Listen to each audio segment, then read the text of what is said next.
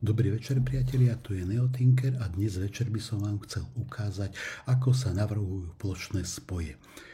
Na návrh plošných spojov a vôbec elektronických obvodov existuje niekoľko veľa rôznych nástrojov, ktoré sa nazývajú EDA, Electronic Design Automation. Jeden z nich, ktorý ja najčastejšie používam, je Easy EDA, ale určite nájdete na trhu napríklad Eagle, alebo Fritzing a podobné nástroje.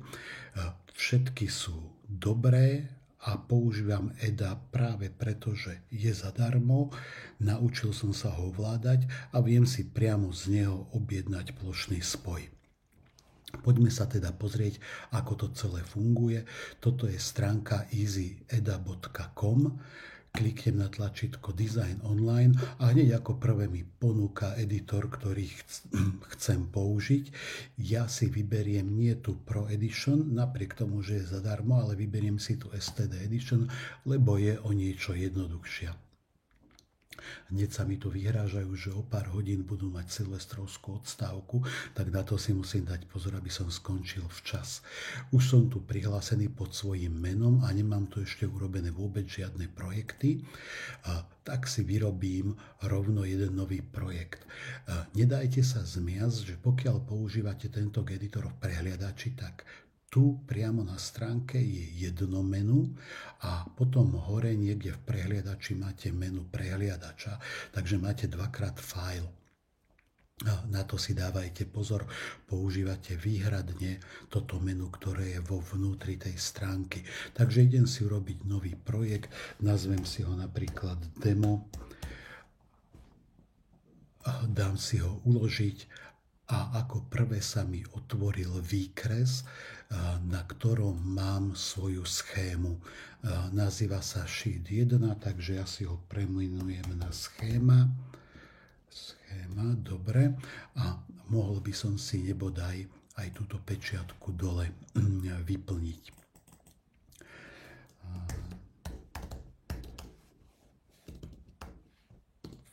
Fajn. Môžem tam povyplňať všetky veci. Tu si zavrieme typ.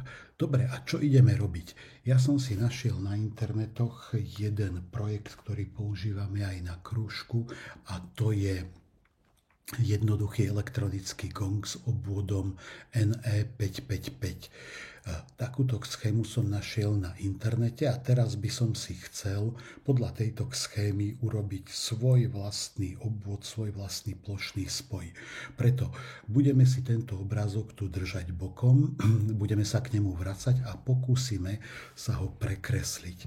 V prvom rade asi nahádžeme si na plochu všetky súčiastky, ktoré tu sú. A začneme, pravda, že tými najjednoduchšími a to sú odpory. Pozrime sa, je tu R1, R2, R3 a R4 a našťastie všetky 4 odpory majú hodnotu 47K. Odpory sú úplne najbežnejšia súčiastka, tak odpory nájdeme tu pod záložkou Common Library. A všimnite si hneď, máme tu dve rôzne značky odporov. Tá vľavo, to značenie sa používa za oceánom v Amerike a toto značenie vpravo je viacej podľa európskych noriem. No a odporov je veľa druhov a v tejto všeobecnej knižnici tu cez tento rozklikávač si môžeme vybrať ten druh odporu, ktorý potrebujeme. A tieto prvé odpory sú SMD montáž a táto druhá skupina odporov je z THT montáž, to znamená, že cez dierky ich navliekame a tie čísla sú ich rôzne veľkosti. Pokiaľ si dobre pamätám, tá veľkosť 0,4 bola celkom dobrá. No, nie som si úplne istý. Vyskúšame tú veľkosť v strede 0,5 a uvidíme, čo to spraví. Tak som si zvolil veľkosť odporu, teraz kliknem odpor, dám si ho na plochu, pozerám, že je to trochu malé, tak si zazumujem, myslím, že zoomuje sa tak, že iba točím kolečkom. Výborne, stále sa mi snaží to pokladať ďalší odpor. Ja dám teraz escape, aby mi už nepokladal odpor a kliknem na ten môj odpor 1K a tu môžem meniť jeho vlastnosti. V prvom rade hodnota toho odporu nebude 1K, ale 47K. Pardon, mám slovenčinu zapnutú, takže 47K.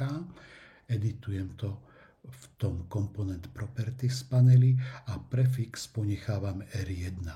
Ostatné odpory sú rovnaké, tak urobím Ctrl+C, kliknem vedľa, dám Ctrl+V a hneď mi to dáva 2, 3, 4. Fajn, pri návrhu plošného spoja uvidíme, aké veľké sú tie odpory a v prípade potreby zmeníme ich tzv. Footprint. To je táto hodnota. Cancel. Tu síce vidíme, že to ukazuje na plošnom spoji, ako to asi bude vyzerať na plošnom spoji, ale fakt, že neviem, aká je fyzická vzdialenosť tých dvoch dierok. Dáme cancel, vrátime sa k nášmu vzorovému obrázku a to je tento. Okrem 4 odporov tu máme dve diody typu 4118 a zase diody nájdeme v tejto všeobecnej knižnici. Tie sú tu a typ diody bol 4118. Pardon, 4118 to bolo. 4148 je. Ja si ich sem položím, pozriem sa na obrázok. Áno, 4148. Takže moja dyslexia sa prejavuje naplno. Neviem ani prečítať jedno číslo. Fajn, máme tu dve diody. Pozrieme sa na obrázok. Máme tu jeden elektrolytický kondenzátor C1 10 mikrofaradový a druhý elektrolytický kondenzátor C5 je 100 mikrofaradový. Nájdeme si elektrolytické kondenzátory. Tu ich máme hore. A aký typ elektrolytického kondenzátoru? Asi to bude... Zase vyskúšame túto strednú veľkosť, možno bude dobrá. Toto TH znamená through hole, takže ide cez dierku. Tie rozmery, fakt neviem presne, čo znamenajú. Vyskúšame sem dať jeden elektrolytický, druhý elektrolytický, dám escape, označím si ten prvý, nebude mať 1 mikrofarad, ale C1 má 10 mikrofaradov, C5 má 100 mikrofaradov, takže si to prepíšem na 10 mikrofaradov a túto C2 premenujem na C5 a dám tam hodnotu 100 mikrofaradov.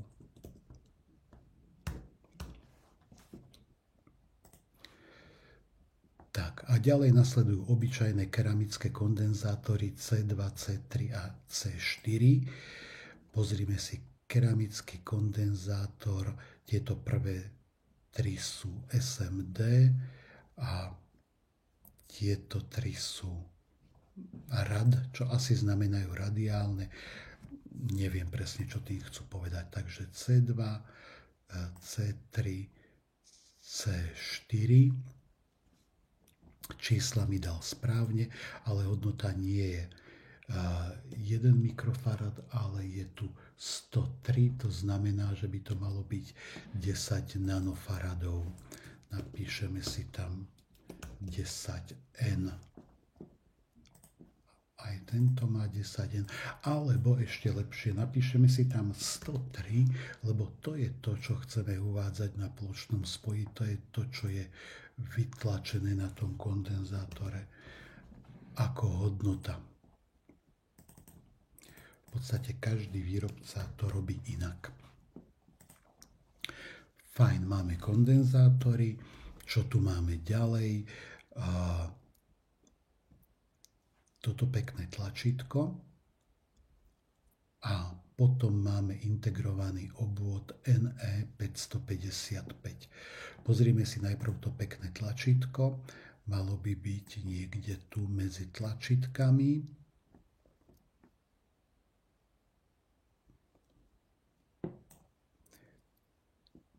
Konkrétne toto je tlačítko a pozrieme sa, aké tlačítka máme k dispozícii. Ja mám doma v šuflíku určite tlačítka tieto K4 6x6, to znamená, to je taká malá kocka so 4 nožičkami o rozmeroch 6x6 mm. Tak použijem toto tlačítko. Vyzerá to trochu inak ako na tej vzorovej schéme. Dám Escape. A teraz tá zložitejšia vec. Potrebujem integrovaný obvod NE555.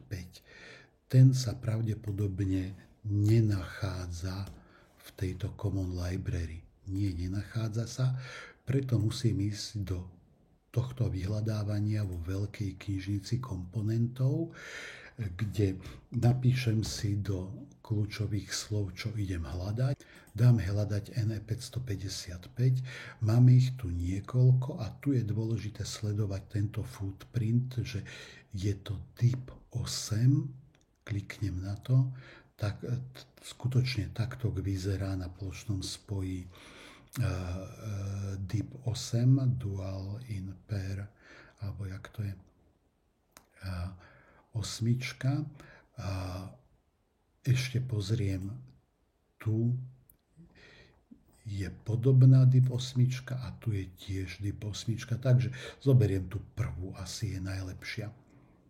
Fajn, a hneď mi to ponúka, keď zavriem to okno, mám ju v clipboarde, môžem si ju položiť na plochu a zase mohol by som položiť ďalšiu, nechcem, dám Escape.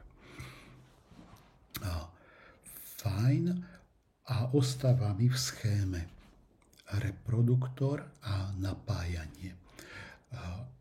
Reproduktor budeme pripájať externý reproduktor, takže použijeme na ňo konektor rovnaký ako na napájanie a ten konektor vyzerá takto.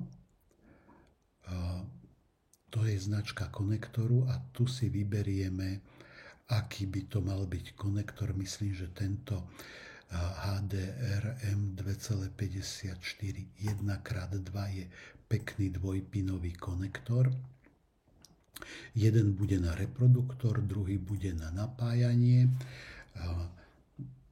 Na tej pôvodnej schéme napájanie bolo označené J1, tak toto J2 si premenujeme na repro. A toto k name asi dáme iba konektor.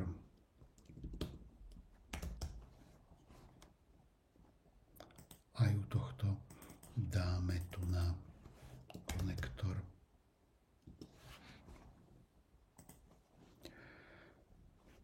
Fajn, máme všetky súčiastky nahádzané na ploche a poďme sa pokúsiť ich teraz usporiadať, aby sme ich vedeli poprepájať spojmi. Budeme sa snažiť uložiť to viac menej tak, ako je to tu na tomto obrázku. A vidíme teda, že diody D1 a D2 sú vlastne všetky odpory 1, 2, 3, 4 sú otočené o 90 stupňov, rovnako aj všetky kondenzátory sú otočené o 90 stupňov. Tak si to poďme otočiť. Potiahnutím si označíme všetky súčiastky a kliknem tu tlačítko Rotate Left a zabudol som si označiť tento kondenzátor C4, tak tiež ho odrotujem left.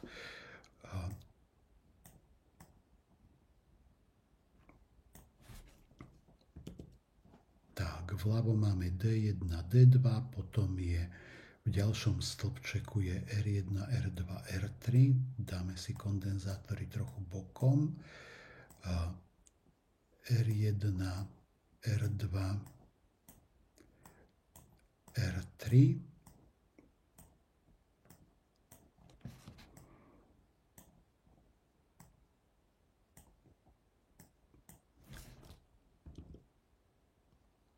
pod D1 je R4 a pod D2 je C1.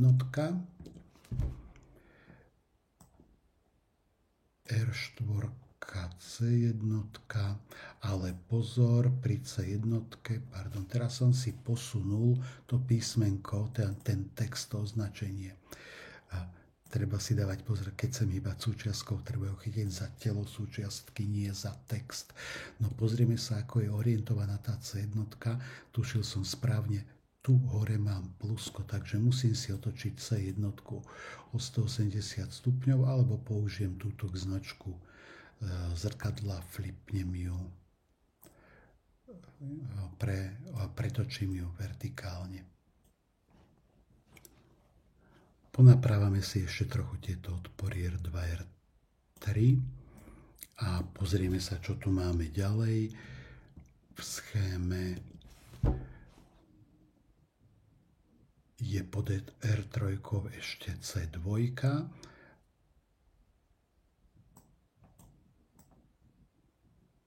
A skúsme teraz pozapájať celú tú ľavú časť schémy. Tento vypínač bol viacej vpravo a teraz pamätám si, že tieto 3 odpory a kondenzátor sú pekne v sérii. Pozrieme sa na obrázok, naozaj všetko to ide za sebou. No a teraz ako prepájame súčiastky pomocou tohto nástroja na prepájanie drôtov. A teraz všimnite si, keď sa nastavím myšou na ten správny vývod na tej ktorej súčiastke, tak sa mi zmení na guličku. Kliknem na guličku a môžem ťahať vodič, až kým neprídem k druhej súčiastke a neukáže sa mi gulička a znova kliknem. A teraz som zase voľný. Idem na ďalšiu súčiastku, robím klik, potiahnem a klik, keď vidím guličku. Klik, klik. Toto bolo jednoduché. Pozrieme sa, čo máme v schéme ďalej. A ten samotný vypínač je medzi odporom a tými 2 diódami. Tak si ho tam presuniem, napojím vypínače na diódy a napojím to na odpor.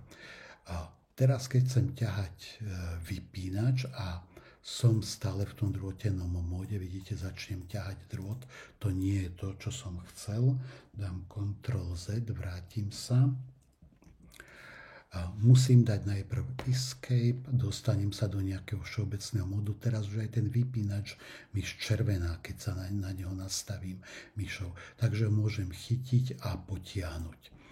No a znova kliknem si svoj drôtený mód a nožičku vypínača na diódu a nožičku diódy dám sem na vypínač.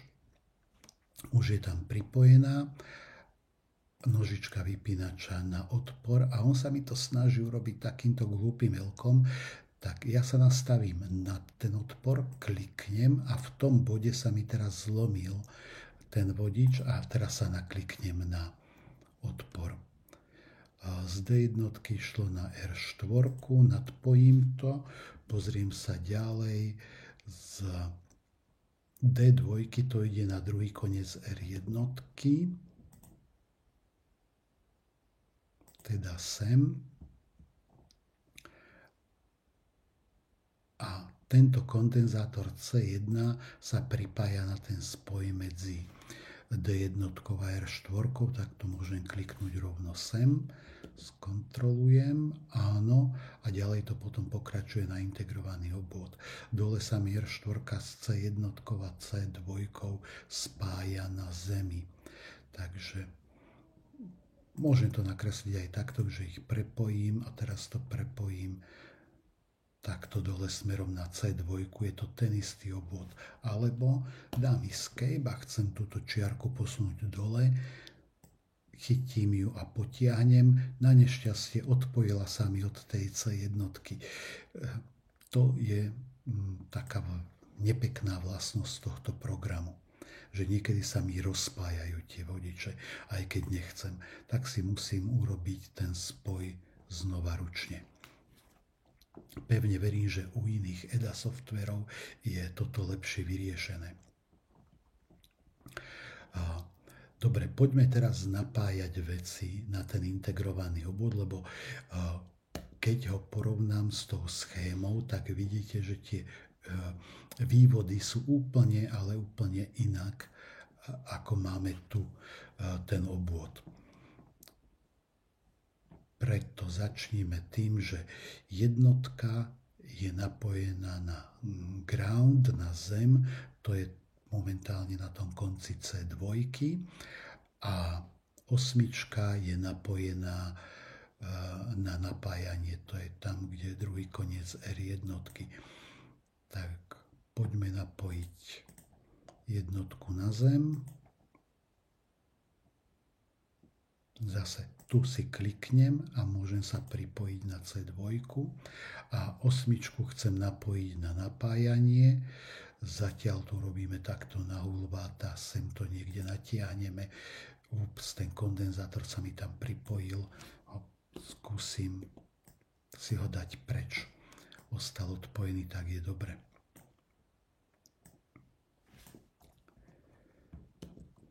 Ďalej. Výstup tu C1 a D1 ide na pin číslo 4, to je reset pin, alebo rest pin tomu hovoria. Takže tento výstup ide sem na štvorku a pokúsim sa to tak nejak pekne natiahnuť, aby sa mi nekryžili tie vodiče. Toto nie je dobre, tu sa mi to nadpojilo aj na tú R2, to nechcem. Tam je zrovna koniec R2, takže R2 si, escape, posuniem si R2 trochu nižšie, aby sa mi to na ňu nenadpájalo. Klik, napojím sa na R4. Teraz je ten spoj urobený správne. Spoj medzi R2 a R3 ide na sedmičku výstup.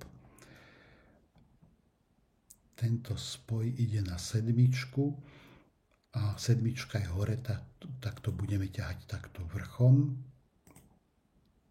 okolo celého obvodu sem dole. A ďalej, 2 a 6 sú spojené a idú medzi R3. Dobre, a teraz pozerám, že ja som sa trafil vedľa s tým predchádzajúcim vývodom. Tento vývod mal byť napojený inde, o poschodie nižšie. A teraz, jak to celé ťahám, tak sa mi to celé rozoberá. Asi to urobím tak, že chytím, vymažem a musím si to znova nadrátovať. Tieto dva spojím.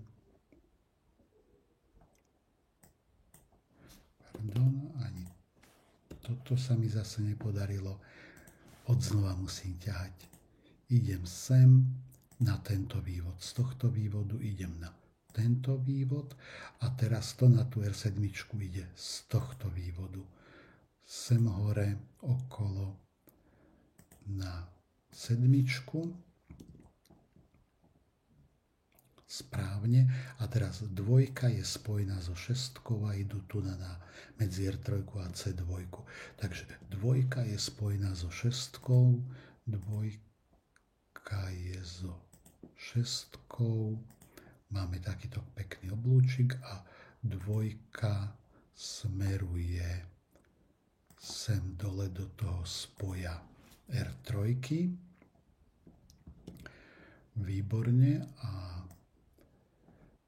ešte mi tam ostala 5 nezapojená, tá ide cez C3 o zem, tak si C3 posuniem niekde sem bokom pod tú 5. Reproduktor dám niekde zatiaľ úplne na bok. C3 ide o zem. To je tu. C a výstup 3 ide cez C5 na reproduktor. výstup 3 ide cez C5 na reproduktor, tak si ich tu takto pekne umiestnime. Zase musím dať escape, aby som neťahal dráty. C5 má plus na tej trojke výstupe, tak si ju otočím plusom hore a reproduktor si dám sem dole, konektor na reproduktor a môžeme poprepájať čiary.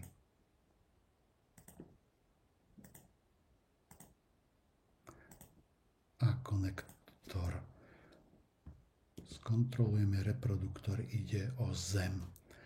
Fajn. A teraz už len potrebujeme zapojiť napájací konektor, jednotku, dvojku a C4 kondenzátor, ktorý ide o zem.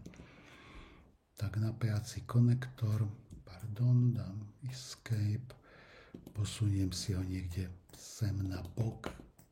Tak podarilo sa mi ho chytiť. C4 dáme sem a ideme ťahať drôty.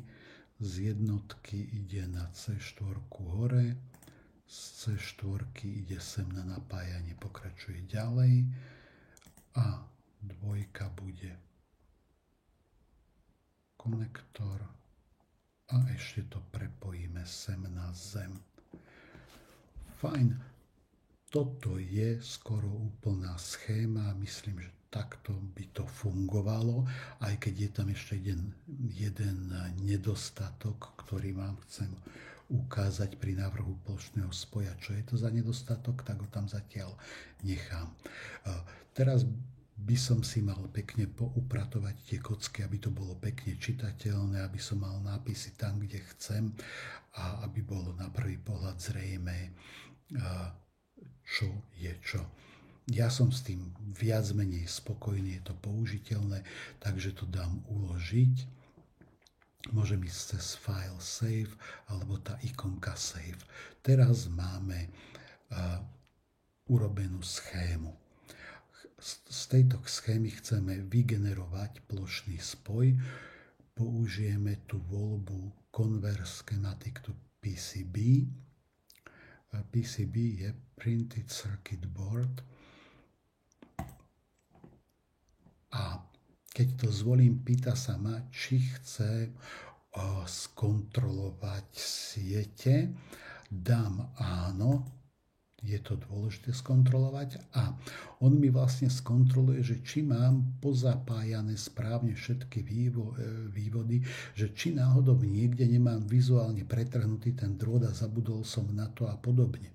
A hneď mi tu hlási, že key 1 má nezapojený pin 2 a 4. To sú tieto dva piny. V podstate všetky piny na všetkých súčiastkách musia byť nejakým spôsobom zapojené. No ale v tejto schéme našej my tie dva piny nepotrebujeme mať zapojené. V skutočnosti oni sú interne prepojené, jednotka s dvojkou a trojka so štvorkou, aj to je na tom obrázku nakreslené. Takže keď ich nechcem zapojiť, tak použijem tento krížik, ktorý sa volá No Connect Flag a označím si ten pin 4, že nie je zapojený a rovnako ani pin 2 nie je zapojený. Dám znova escape a skúsim znova zavolať tú konverziu a zabudol som to uložiť, takže musím dať najprv save a teraz urobím convert to PCB, tá kontrola prebehla správne a môžem navrhovať. Hneď prvý dialog je, že aký veľký plošný spoj chcem mať. Pozerám, že ponúka tu aj takéto akože kruhový plošný spoj, čo je v celku fajn. Použijeme štvorcový, je to jednoduchšie a my si ten tvar môžeme aj potom upravovať. Koľko vrstiev? Dvojvrstový plošný spoj stačí skoro na všetko. Podotýkam, viacvrstvový drahý a jednovrstvový s ním sa robí veľmi ťažko, musel by som na niektorých prípadoch robiť drôtené prepojky a tak ďalej. Takže dvojvrstvový plošný spoj je to, čo chcem. A tu mám rozmery šírka, výška. Myslím si, že 40 x 30 mm, to je 4 x 3 cm, úplne bohato stačí. A dám si toto start X a start Y si dám do nuly. Nech to mám pekne. Moment, a teraz sa musím nejako vyposúvať sem dole a zaskrolovať si. Takže tu mám rozmery 0,0. Tento fialový rámček je obrys môjho plošného spoja a ja si teraz musím správne naukladať súčiastky na plošný spoj. Tak skúsime. Tu vidíte tie biele čiary, ako sa mi ťahajú, že kam vlastne smerujú. Snažím sa ukladať tie súčiastky, aby tie čiary boli čo najkratšie, aby to dávalo zmysel, jak to mám poukladané, aby som nechodil všelijako do kolečka a podobne. Nedávam integráč úplne ku kraju, aby ešte okolo neho mohli ísť nejaké ďalšie vodiče. Druhá súčiastka bude toto tlačítko, nechám si ho tam hore v strede, lebo to tlačítko budem mačkať. Teraz skúsime dať konektory. Konektory chcem umiestniť na tento kraj a vlastne takto im je dobre konektorom. No a teraz už vidím, že tieto kondenzátory C2, C3, C4 som tam omylom dal SMD-čkové kondenzátory. Tu nemám žiadne dierky, to nie je dobre. Tak sa vrátim zase do dizajnu mojej schémy a tu pre tie kondenzátory C2, C3 a C4 skúsim zvoliť iný footprint. Takže mám označenú C2 a tu kliknem do toho footprint a pozriem sa, aký footprint by tam mohol byť. No a teraz mi nič nenapadá, že ako ho nájdem. Keď dám len C, tak mi to nenájde. A ešte mi napadá, keď sa pozriem do Common Library a rozkliknem si kondenzátory, tu sú kondenzátory, rozkliknem si, tak tam mám tie C-rad a v tomto druhom tie americké, to je tiež C-rad, to sa mi nepáči.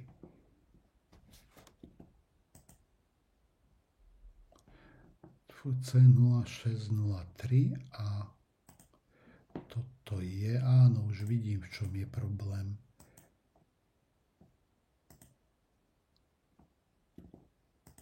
Pozrieme tu C8, jasne, tu je rad 02. To je ten správny footprint, ktorý som chcel.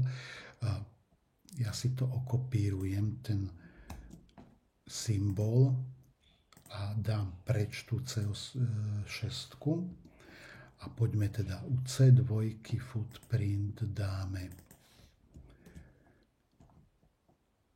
rad 02, vyberiem ho, update.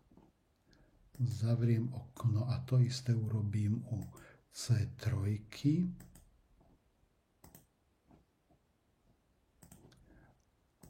a to isté urobím u C4.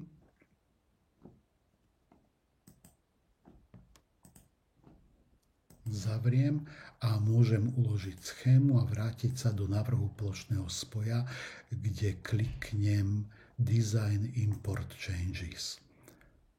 A hovorí, že mám niečo savenúť, mal by som si savenúť samotný plošný spoj, lebo schému som si uložil, dám import changes a hneď mi aj hovorí, čo budem robiť, že v komponentoch replace C2, 3, 4, áno, presne to som chcel urobiť.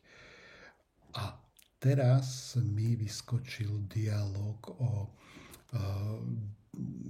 dizajnových pravidlách, iba ho potvrdím, potom sa k nim vrátime. Pozerám, že tento kondenzátor nie je presne to, čo som chcel. To už vidím, že je oveľa väčší ako tie kondenzátory, ktoré som mal pôvodne na mysli. Ale nevadí, pre dokončenie tohto tutoriálu ponechám tieto kondenzátory. Fajn, teraz si ešte nahádžem na plošný spoj. Ešte aj tie odpory sa mi zdajú byť priveľké. Nahádžem si na plošný spoj všetky súčiastky, tak aby boli pekne poukladané, dáko poukladané. A tu máme diody, jedna, druhá.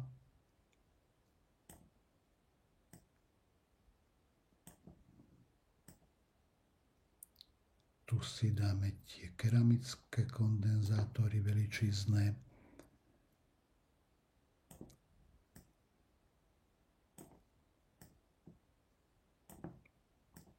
A tu si dáme elektrolytické kondenzátory a voilà, všetko sa mi to pekne zmestilo na plošný spoj, takže si tu trošku zazumujem, nech to vidím celé. Tieto nápisy tých diód a podobne si poukladám tak, aby sa mi zmestili na plošný spoj. Pri týchto odporoch, to som posunul celý odpor, pri týchto odporoch by bolo lepšie uvádzať tam aj hodnotu toho odporu, aj keď v našom prípade sú všetky tri rovnaké. A robí sa to tak, že označím odpor a tu v týchto properties vlastnostiach máme display name yes. A tu mi ho hodilo hore nešťastne, že je to 47 kΩ odpor. A takto by som to mohol mať označené na plošnom spoji.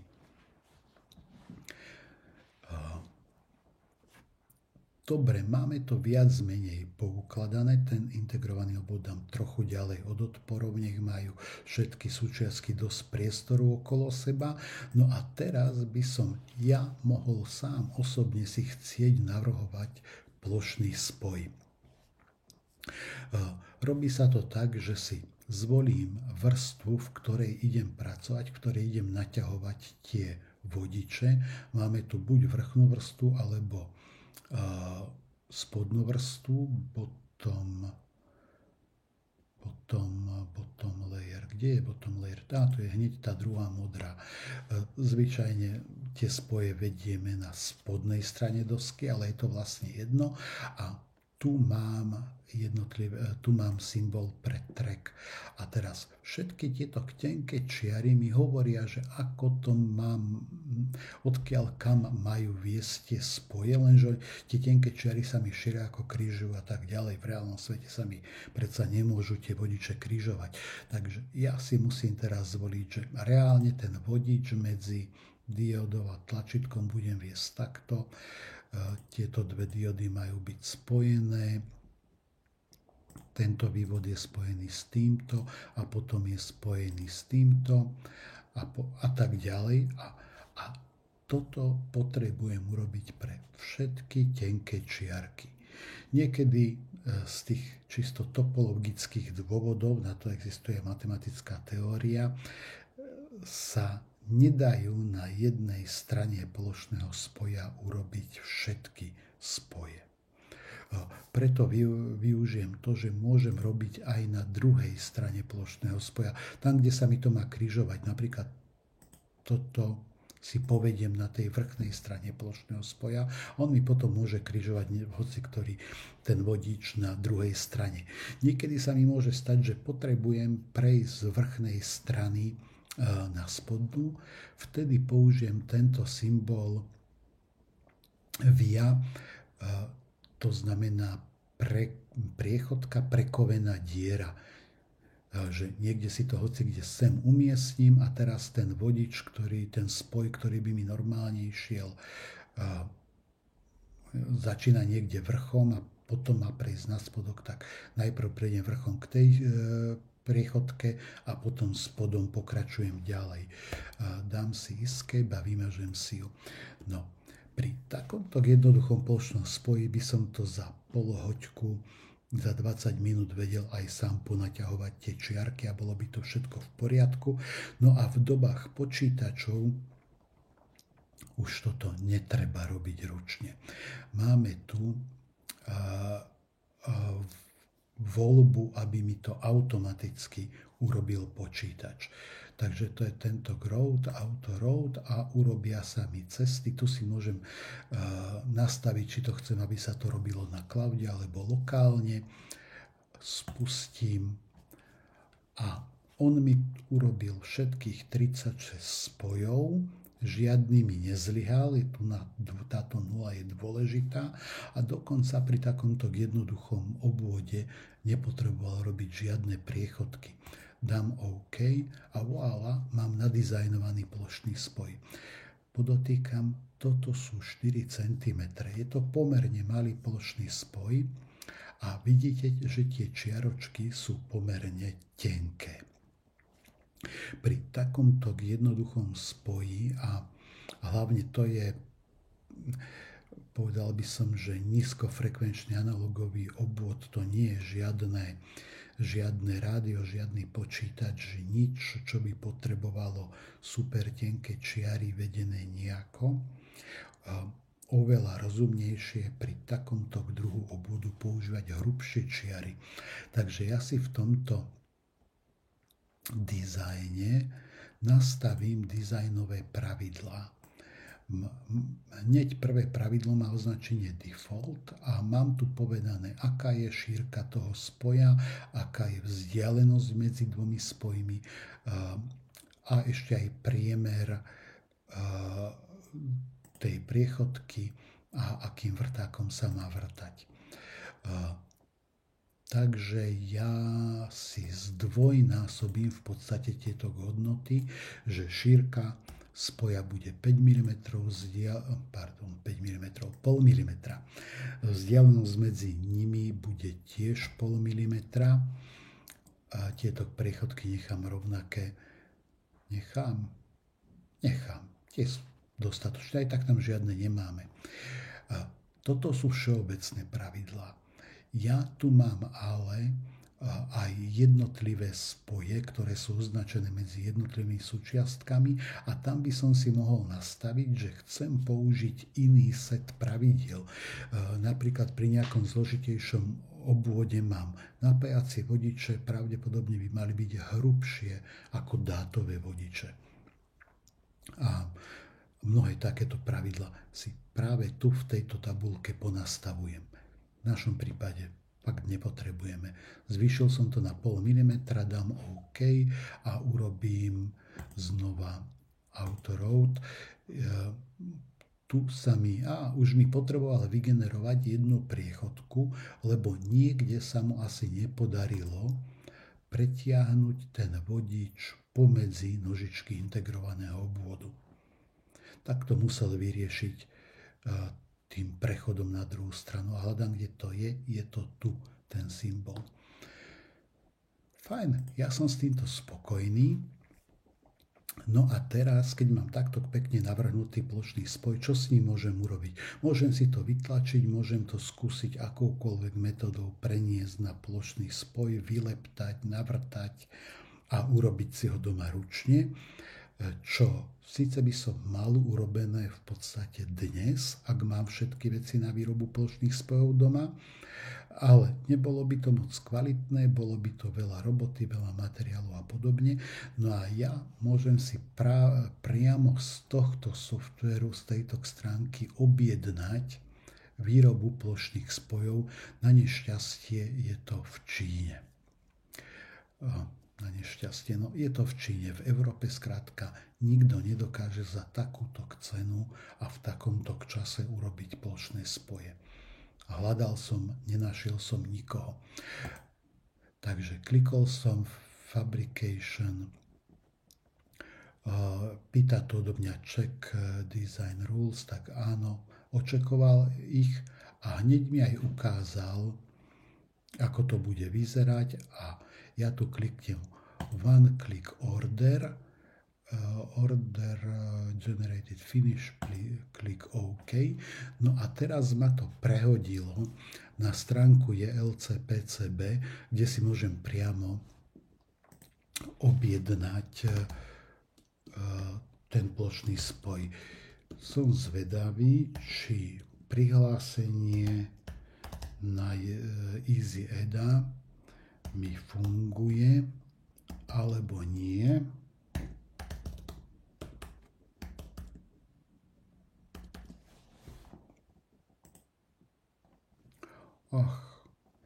Ide zisťovať, či som človek.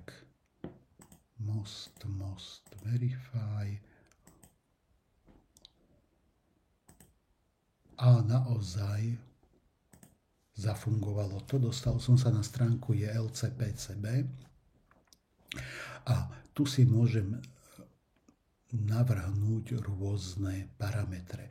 Hneď prvá vec, čo vám tu ukážem, je mám tu špeciálnu ponuku, že za $2 mi urobia 5 týchto plošných spojov. To je $2 sú že úplne fajn, ale tým, že tá firma je v Číne, tak shipping estimate je $20. Ale to v prípade, že by som použil tento UPS Express Saver a trvalo by to 3 až 5 business days, to znamená, že týždeň za $22 plus DPH, to znamená 24,40, by som za týždeň mal 5 plošných spojov. S týmto sa ešte môžeme pohrať, ale pozerám, že on mi to v skutočnosti nedal, ten môj plošný spoj, dal mi to nejaký 100x100, preto, lebo som sa prihlasoval. Takže túto stránku zavriem a skúsim znova ten one click order. OK. A tým, že som teraz prihlásený, tak už mi tu nahral ten môj súbor, ktorý je 3x4 mm, ale vyzerá to, že asi stále platí táto špeciálna cena $2. Poďme sa pohrať, že ako by to vyzeralo, keby som chcel dať 100 tých plošných spojov, takýchto maličkých, lebo to je fakt relatívne malá vec. Vtedy by to stálo $8 nejaké engineering fees, film a board je 5,40, 13,80. 13,80 za výrobu a shipping je zatiaľ 24. A to je 100 plošných spojov, to znamená, že to mám, že 14 centov plus shipping, stále 50 centov za ten plošný spoj, čo je výborné. Poďme si ešte skontrolovať ďalšie parametre, že keby som chcel ten plošný spoj mať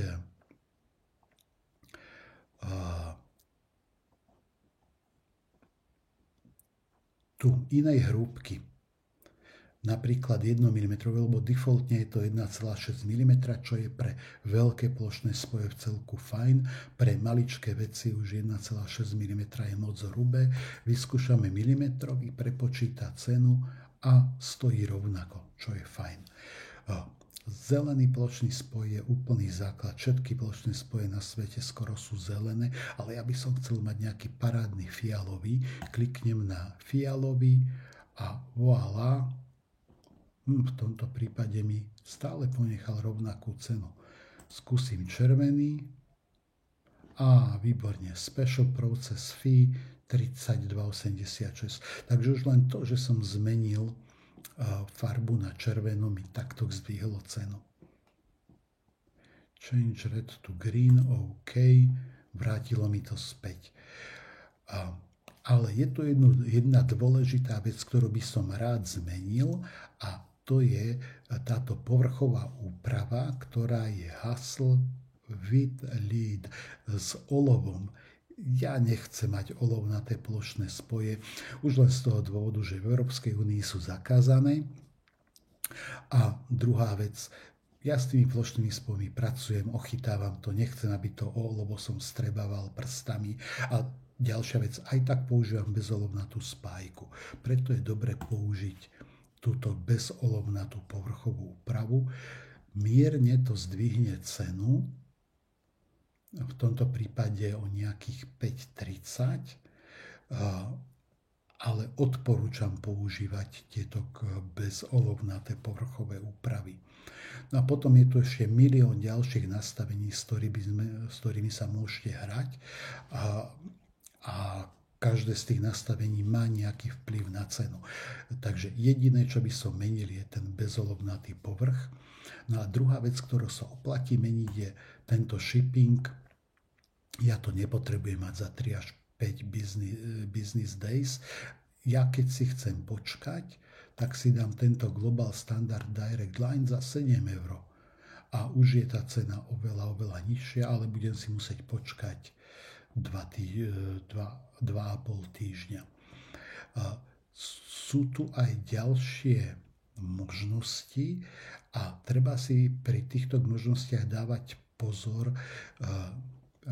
Mám to shipping to Germany, mal by som si dať Slovakia, ale je to to isté. Treba si potom dávať pozor, kto za vás urobí colné konanie. Pri niektorých týchto možnostiach colné konanie robia oni, vy s tým nemáte vôbec žiadny problém. Ja mám taký pocit, že tento Europaket, ktorý je síce drahší, ale urobia za mňa aj colné konanie. Dám to uložiť do košíka a pozrieme sa, že ako sa to prejaví. Pozriem do košíka. Mal by som tu 100 plošných spojov, ktoré stoja 20 €. Idem do Secure Checkoutu, Select Item, všetky itemy, idem do Checkoutu, som individuálny customer a už by som tu mal začať vyplňať veci, aby som sa dostal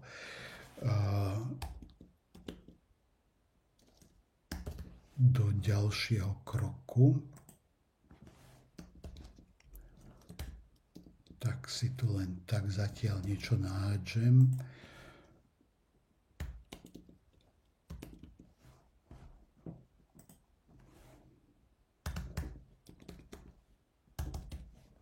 To nie je moje číslo, to je niekoho úplne iného. Please write your postcode, správny formát, medzera, save a shipping method bude system error. Toto je dôležité. Tento IOSS urobia, že JLC-PCB robí colné konanie a odvod DPH-čky. Tieto DDP robia will need cooperated with custom clearance, takže tam bude asi treba aj nejak riešiť colné konanie, takže to nechcem. No a z týchto najlacnejšie pozrieme si Global Standard Direct Line, trvá 12 až 16 business dní, ale stojí iba 8,67. Tak by som mohli s touto cestou, alebo z tých rýchlejších pozrieme FedEx by stal 18,23, UPS 35, DHL 21.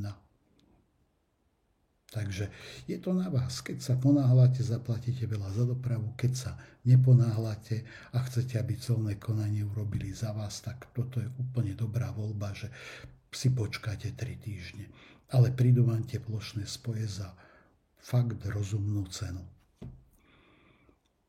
No a to je všetko, čo som vám chcel dnes povedať. Keby ste chceli nejaké ďalšie detaily o tom, ako navrhovať plošné spoje a čo znamenajú všetky tie symboly tu v tých schémach a podobne, môžem niekedy urobiť druhé video podrobnejšie o kreslení schém a navrhovaní plošných spojov.